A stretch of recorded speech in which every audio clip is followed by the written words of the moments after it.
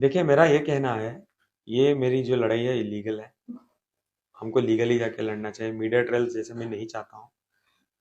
जैसे राखी के रोज एक ना एक झूठ, एक ना एक एलिगेशन आगे आते आ रहे हैं, तो क्लियर करने के लिए तो आना पड़ेगा। हाँ, मेरी लीगल टीम अभी भी मैं मेरी लीगल टीम उनके ऑफिस में ही बैठ के ये इंटरव्यू भी दे रहा हूँ। दिन रात मैं यहीं रहता हूँ। ऑलमोस्ट मेरे सारे सारे दिन निकलते हैं इधर कि जो एक्शंस के लिए देखो, एलिगेशन लगा के एक झूठा केस बनाना बहुत आसान होता है। ये मैं राखी राखी को पता होगा। प्रॉपर एक चीज को एविडेंस के साथ लेके जाके केस बनाना बहुत मुश्किल होता है, और मैं एक भी ऐसा केस नहीं करना चाहता जिसपे मैं प्रूव ना कर सकूं। ओके, तो आदिल अभी फिलहाल आपकी सिचुएशन क्या है? आप यहाँ पर केस पे केस आपके चलते जा रहे हैं, और राखी जो है वो आराम से अपना डे आउट बोल सकते हैं, वो अपनी आउटिंग के लिए चली गई है इस्लाम के नाम पर उमरा करने के लिए।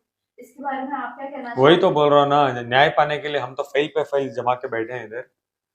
और वो तो उम्रा गई है। देखिए, उम्रा एक बहुत सेंसिटिव मैटर है। मैं इसके बारे में कुछ नहीं कहना चाहूंगा, बिकॉज अभी मुझे कुछ कंफर्म नहीं हुआ कि वो कैसे गई है, डॉक्यूमेंट बना के गई है नहीं। जैसे वो बहुत ज़्यादा सेंसिटिव मैटर है, एक दो दिन में मुझे पता चलेगा। जैसे उन्होंने अगर कुछ किया है तो, अगर उन्होंने कुछ गलत किया है तो मैं डेफिनेटली आवाज़ उठाऊंगा।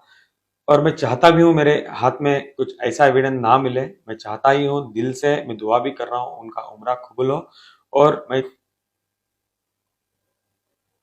ये बिल्कुल नहीं जानना चाहता कि उन्होंने कुछ फोर्ज या कुछ भी किया है इस्लाम को लेके।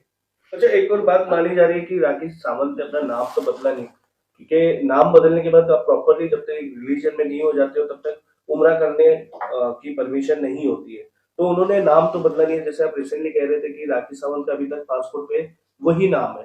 तो ये कैसे पॉसिबल हो सकता है, या फिर इसमें कुछ झोल जाल है? राखी किस यही बारे में मैंने आपको 2 मिनट पहले भी कहा, आई रिपीट अगेन। कैसे गई है ये मुझे पता नहीं है। एक दो दिन में मुझे 2 या 3 दिन में मुझे पता चलेगा। तो आप इसके पीछे ढूंढ रहे हो? हाँ, डेफिनेटली मैं ढूंढूंगा ही। बट कहीं ना कहीं जो वाहिद जो है उनके भाई, वो बोले भाई और खालिद मामू, कुछ महीनों पहले वो गए थे वीजा के लिए, बट उनको वीजा नहीं मिला था उमरा के लिए। ये बात मुझे भी पता है। यस, ये और मुझे अभी वो वाहिद के साथ ही वहां पर है। ये मुझे definitely so do you think कि वाहिद ही ये सब करके होगी? डेफिनेटली मुझे पता है ये बातों का। I am aware of it, that is why I am asking 2 3 days. जो भी चीज, जैसे मैंने पहले भी कहा है, अभी भी कह रहा हूँ, जो चीज का मेरे हाथ में प्रूफ नहीं है मैं उसके बारे में बात नहीं करना चाहूंगा। अगर मुझे कहीं भी बात आ जाती है, कोई कोई मुझे कहता भी है कि गलत हुआ है, जो भी हो, जब तक मुझे प्रूफ ना मिले मैं बात नहीं करूंगा। जब भी बात करूंगा प्रूफ के साथ ही बात करूंगा, पेपर दिखा के। ओके, इसके अलावा जानना चाहेंगे, फाल्गुनी जी अभी तक उनका केस देख रही थी, बट अब सडनली हम देख रहे काशिफ खान पर उनका केस देख रहे हैं, और वो तो डिफेमेशन का इतना आरोप लगा रही है। मुझे लगता है कहीं ना कहीं फाल्गुनी जी भी थक गई है राखी के झूठे केस लड़ते लड़ते। ये कहना चाहूंगा, अगर उनका केस नहीं लड़ रहे हैं, जहां तक मैं जानता हूं कोई ऑफिशियल कंफर्मेशन तो आया नहीं है। तो वकील कौन भी हो ना, जब फाल्गुनी जी हो या काशिफ जी हो या कोई भी हो, सत्य की ही जीत होगी। और मेरे हिंदुस्तान को प्राउडली कह सकता हूं कि न्याय मिलता है इधर। ओके, रितेश के साथ आपकी अभी कुछ कॉन्वर्सेशन हुई है क्या? क्योंकि उन्होंने जिस तरह वो लास्ट प्रेस कॉन्फ्रेंस में डिनाई किया था कि मेरी शादी नहीं हुई, क्या आपने उनसे बात करने की कोशिश की? क्योंकि आपके पास पेपर्स है। देखिए, क्या हुआ था, एक नेशनल न्यूज में कुछ डिबेट हो गया था मेरा उनका। एक दो दिन की बात कर रहा हूँ मैं, लाइव डिबेट था। तो रितेश को जब मैं पूछता हूँ कि शादी के बारे में बात करो, तो वो बोलते हैं, वो अर्जेंट अर्जेंट में बात कवर करने के लिए एक और झूठ बोल देते हैं कि मेरा और राखी का प्यार का नाता बहुत अच्छा चल रहा था, आदिल बीच में आके शादी कर लिया। आदिल ने शादी कर ली बीच में आके। तो मैं क्या ही कहूँ इनको, क्या मैं बीच में आके शादी कर रहा था तो ये क्या चने खा रहे थे क्या इतने एक साल तक?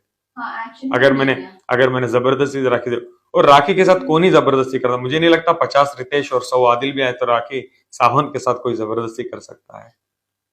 राखी की बात करें, उनका बिहेवियर किस तरीके का था?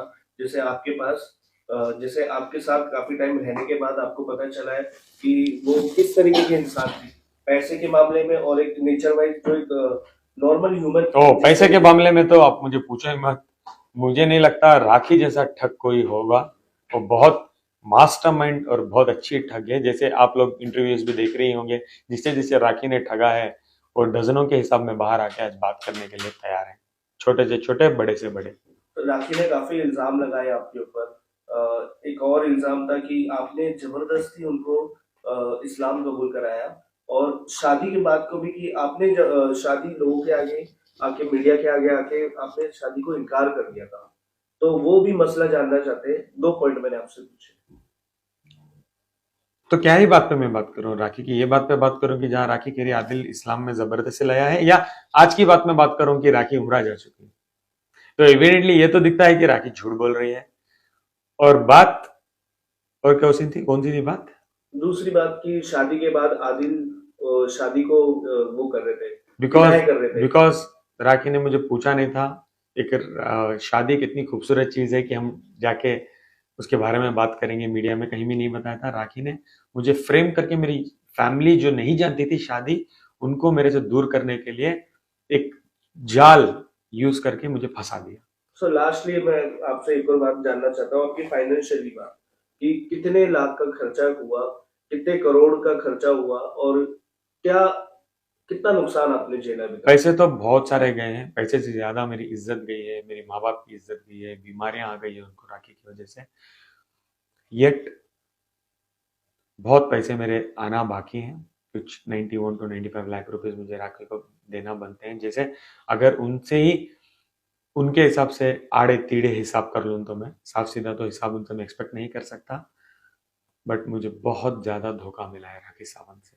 तो क्या कहना चाहोगे अपने ऑडियंस से, जो आपको एक और ट्रेंडिंग भी चल रहा है, जस्टिस फॉर आदिल, और क्या कहना चाहोगे सोशल मीडिया पे जो लोग आपको अभी देख रहे हैं, इस वक्त देख रहे हैं, सबसे क्या कहना चाहोगे? Thank you so much guys, मेरे साथ खड़े रहो, मुझे आपकी बहुत ज्यादा जरूरत है। प्लीज सत्य के साथ खड़े रहो। आपको कभी भी रिग्रेट का मौका मैं नहीं दूंगा कि आपने गलत इंसान का साथ दिया था। जैसे बहुत सारे फ्रेंड आज मुझे आके सॉरी लिखते हैं कि आपने गलत इंसान का, गलत गुमराह होकर आपने राखी का साथ दिया था। Please do stay with me, I need you. आप मेरी स्ट्रेंथ हो सबसे बड़ी।